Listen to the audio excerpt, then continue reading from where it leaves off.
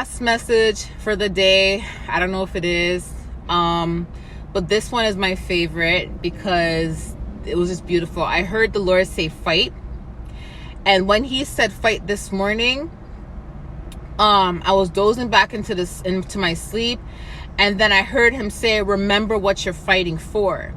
So I like how he did that. He was strategic with how he delivered the message, because one, when he said fight, I'm thinking, okay, a warfare is coming up.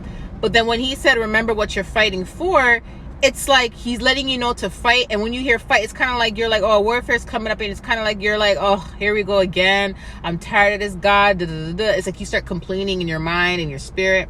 But then when he says, remember what you're fighting for, you start to think about all the prophecies he showed you. You start to think about your priorities, whether you have kids or not. You start thinking about the what you've been through in your life, what you've endured, and you get what I'm saying, and how long you have already fought. And it's like he's telling you to fight, but then he's reminding you of why you're fighting, which is kind of motivation for you to keep fighting. Because him just saying fight alone is kind of like, when you hear fight, it's like I said, you get drained. It's like you get frustrated, you get angry, because it's like, can't I just have peace? Like, can't I just chill for a bit? But then when you hear him say why you're fighting, I'm telling you, it's like that comfort.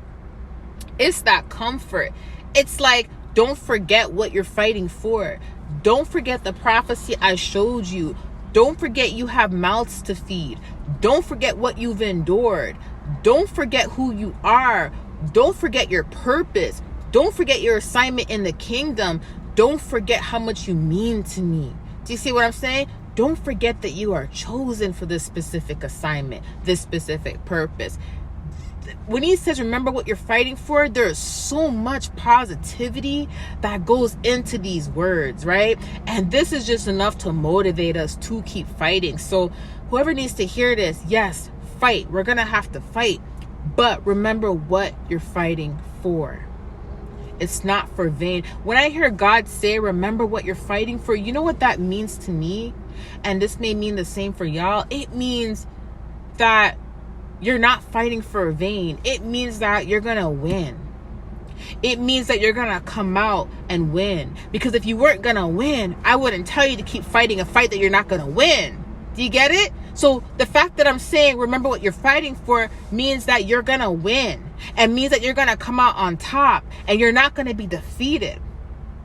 So remember what you're fighting for and to keep fighting. Okay? I love you guys. I'll talk to you soon. Bye.